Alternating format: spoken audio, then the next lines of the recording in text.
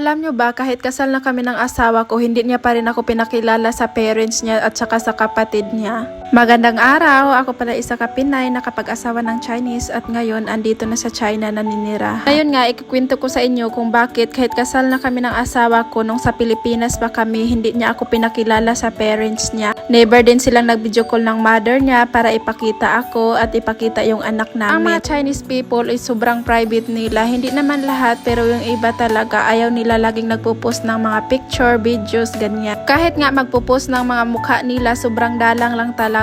Or kahit mga profile picture nila, wala silang mga profile picture. Mostly ang profile nila is hindi yung mukha nila. Tayo lang talagang mga Pilipino ang mahilig sa mga ganyan. Hindi din sila gaano mahilig sa picture-picture, videos, ganyan. Pero dito sa China, open naman sila sa ganyan na bibidyohan mo sila. Okay lang naman sa kanila. Kaso nga lang yung iba is mahiyain. Tayong mga Pinoy, mahilig tayo mag-picture-picture kahit saan, kahit ang pangit ng background, kahit basurahan yung background, hala picture tayo. Sila mag-picture lang yan sila pag sobrang ganda yung background, tapos hindi nila, minsan lang nila nakikita ng mga bagay, ganyan. Kaya nung bago pa lang ako dito sa China, parang napapansin nila na lagi akong nagbibidyo-video. Nagandahan kasi ako sobra dito sa China, bukod sa malinis, maganda yung tanawin, tapos halos libre lang yun dito yung mga galaan. Wala talagang entrance dito, yung kahit magaganda yung mga galaan dito sa China. So ayun na nga, kasi nga ang bilis ng pangyayari, nagkaanak na kami agad ng asawa ko. Parehas kaming mahiya.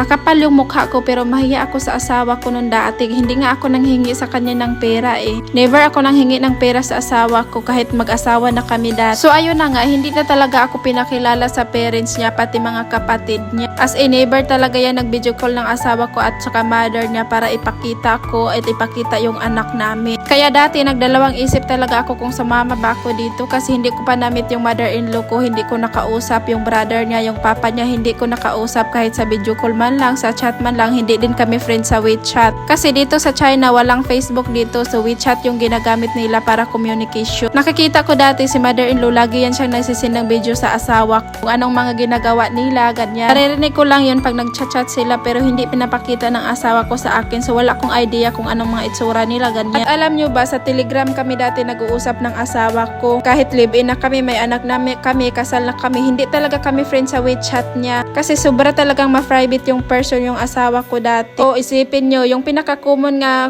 ano dito app na para mag-communicate kayo is WeChat. Pero hindi kami friend ng asawa ko sa WeChat dati. Saka na lang kami naging friend sa WeChat nung papunta na kami dito sa China. Inad niya ako kasi nga ayaw niya na gamitin yung Telegram niya dito sa China. So WeChat na talaga. So yung pagpunta namin dito, yun talaga yung first meet namin ng in-laws ko. Kasi hindi kami nag-meet sa video call or sa nag-chat. Never talaga. Ang asawa ko nagsisend ng picture doon sa mother niya, mukha ko at mukha ng anak namin. Pero hindi ako pinapakita niya sa video call, ganyan. Kaya akala ko dati hindi talaga to seryoso yung asawa ko. Buti na lang, okay naman siya. Isingit ko na lang din ito, kung wala pa kayong skincare at hair mask para maganda yung buhok nyo, ilagay ko itong link nitong products na to dyan sa comment. Kung gusto nyo mag-check out na rin kayo, i-click nyo lang yung link. May lotion din, tapos maintenance set, alpha arbutin, rice collagen serum para baby face yung mukha natin.